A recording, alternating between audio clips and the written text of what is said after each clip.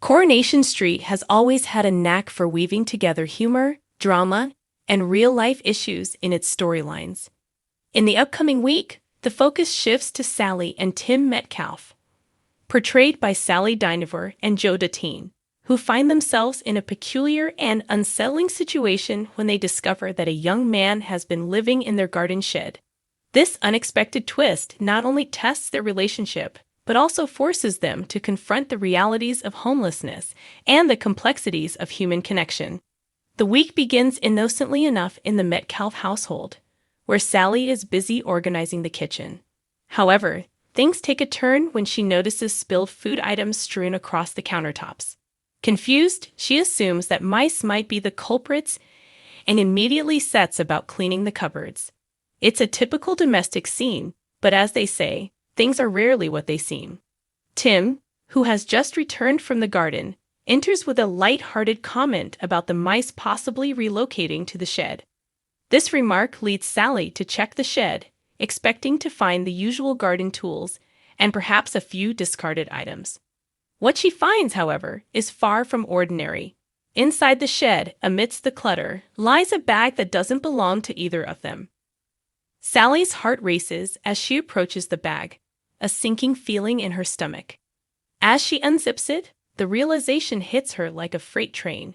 It's not just mice that have invaded their space, it's a young man.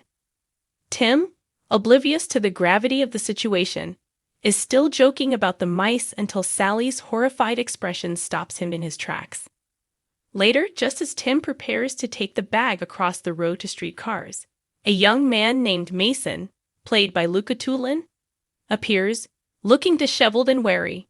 He has been homeless since leaving prison, trying to navigate a world that has not welcomed him back. Initially, he found some support from Yasmin, Shelley King, and Stu, Bill Fellows, but a recent run-in with his violent brother led Yasmin to distance herself from him. Now, with his previous support system crumbling and Stu living in Germany with his granddaughter Eliza, Mason is left to fend for himself. The weight of Mason's circumstances is a stark reminder of how quickly life can spiral out of control. He confides in Tim, explaining that his living arrangement fell through, and he has nowhere else to turn. The kindness in Tim's heart battles with the unease of the situation, creating a tension that simmers just beneath the surface. As the week progresses, Tim grapples with the moral implications of Mason's predicament. He is genuinely sympathetic, but is also aware of how Sally will react if she discovers the truth. In a bid to help Mason, he offers him a place to sleep on their sofa for the night, hoping to find a more permanent solution before Sally catches wind of the situation. Tim's internal conflict deepens as he tries to balance his desire to do the right thing with the potential fallout from his wife. He feels a mix of anxiety and determination as he repeatedly promises Mason that he will sort things out. "You're not going to be out on the streets, I promise," he assures Mason, his voice tinged with the weight of responsibility. However, the clock is ticking, and Tim knows that keeping Mason's presence a secret is a risky game. As he goes about his day, he can't shake the nagging worry that Sally will uncover the truth. His attempts to shield her from the reality of the situation only add to his stress, creating a pressure cooker atmosphere in the Metcalfe household. Sally, ever the observant partner, begins to notice Tim's peculiar behavior. He's distracted, often lost in thought, and she can sense that something is amiss.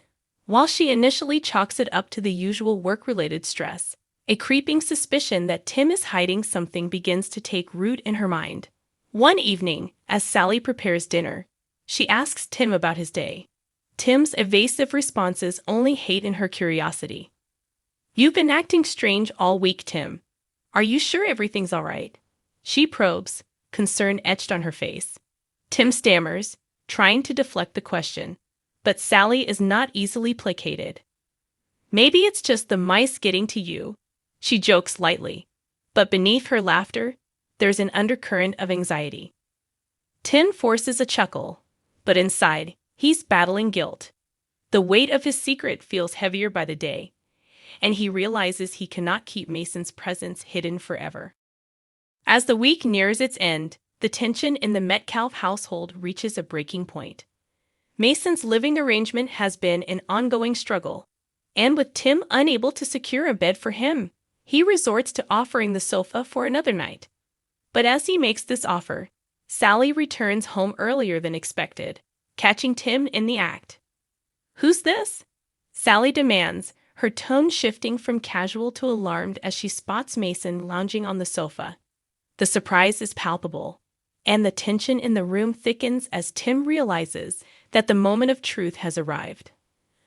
Sally, I can explain," Tim stutters. But Sally's face is a mixture of disbelief and anger. "You've been hiding this from me? You let a homeless person stay in our house without telling me?" Mason, recognizing the gravity of the situation, stands awkwardly, unsure how to intervene. "I'm sorry, Mrs. Metcalfe. I didn't mean to intrude," he says softly, his vulnerability evident. Sally's initial anger begins to soften as she takes in Mason's appearance. He's young, lost, and clearly struggling.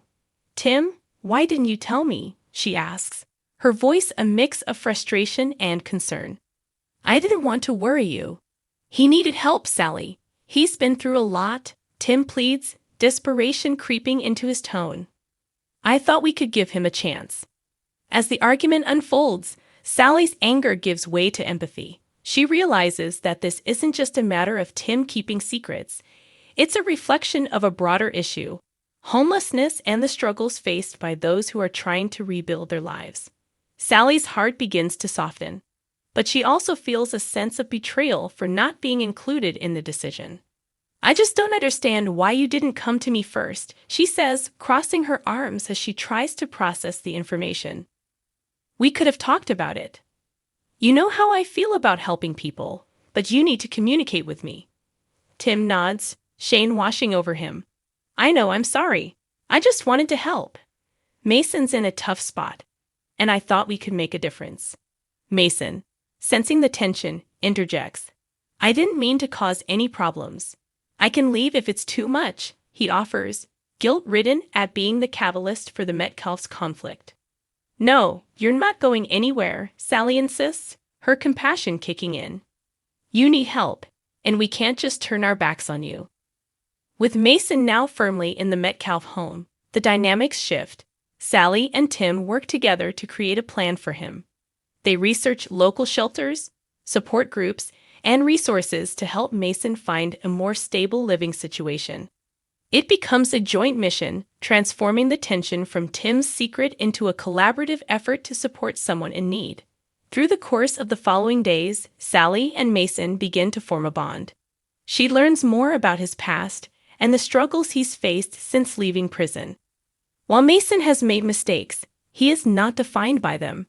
His story becomes a catalyst for Sally to reevaluate her own perspectives on homelessness and compassion.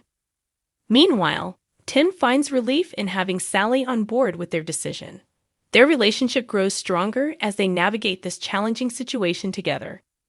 The couple frequently discusses their next steps, and Sally often reminds Tim how important it is to communicate openly. As Mason begins to settle into the Metcalfe home, he becomes more involved in their lives.